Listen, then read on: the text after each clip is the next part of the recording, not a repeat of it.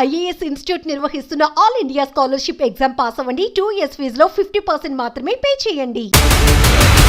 ప్రాణం మనదే, కానీ మరణం మాత్రం మన చేతిలో ఉండదు. ఎప్పుడు ఎటు నుంచి మృత్యు ముంచుకొస్తుందో తెలియటం లేదు. జీవితం కోసం ఎన్నో కలలు కంటాం, కష్టపడతాం. పిల్లల భవిష్యత్తు కోసం అలుపెరగని పోరాటం చేస్తాం. కానీ క్షణాల్లో వచ్చిన మరణంతో నిమిషాల్లో జీవితం ఆగిపోతోంది. తాజాగా ఏపీలో అనంతపురం జిల్లాలో ఘోర రోడ్డు ప్రమాదంలో 8 మంది ప్రాణాలు పోయాయి. కష్టపడితే కాని పూట గడవదు. పొద్దున్న చద్దన్నం పట్టుకుని పనికి పోయి పొద్దుపోయాక ఇంటికొచ్చేవారే వారంతా. ఎన్నో ఏళ్ల నుంచి కష్టాన్ని నమ్ముకుంటూ బతుకుతున్నారు. పనికెళ్లడం రావడమే వారికి తెలుసు. ఉన్న దాంట్లో సంతోషాన్ని వెతుక్కుంటూ సాగిపోతున్న వారి జీవితం శనివారంతో అర్థాంతరంగా ఆగిపోయింది. రేపు పనికి పిలిచినా రావడానికి వారు ఈ లోకంలో లేరు. బస్సు రూపంలో తీసుకొచ్చిన మృత్యువు వారిని మింగేస్తుంది. అనంతపురం జిల్లాలోని పుట్టూరు మండలం ఎల్లుట్ల గ్రామానికి చెందిన కొంతమంది వ్యవసాయ కూలీలు ఆటోలో గార్ల తిన్నెలో పని కోసం వచ్చారు. అరటి తోటలో పనులు ముగించుకుని ఇంటికి తిరిగి వెళ్తున్న క్రమంలో ఆర్టీసీ బస్సు ఆటోను ఢీకొట్టింది.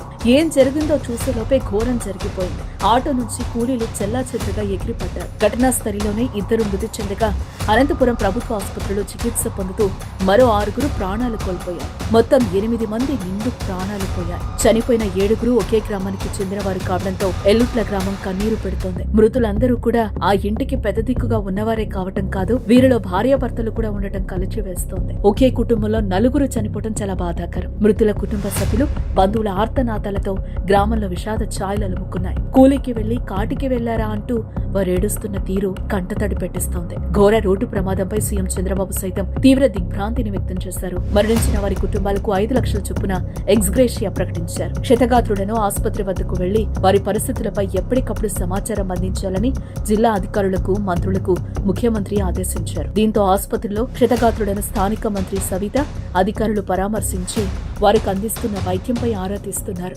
రోడ్డు ప్రమాదాల కారణంగా నిత్యం ఎన్నో కుటుంబాలు రోడ్డున పడుతున్నాయి. వాహనదారుల నిర్లక్ష్యం, అతివేగం కోలుకోలేని నష్టాన్ని చేస్తోంది. వాహనాలు నడిపేవారు చిన్న జాగ్రత్తలు తీసుకోవడం వల్ల ఎన్నో పెద్ద ప్రమాదాలను నివారించడంతో పాటు విలువైన ప్రాణాలను కాపాడుకోవచ్చు. వాహనదారులారా కాస్త ఆలోచించండి.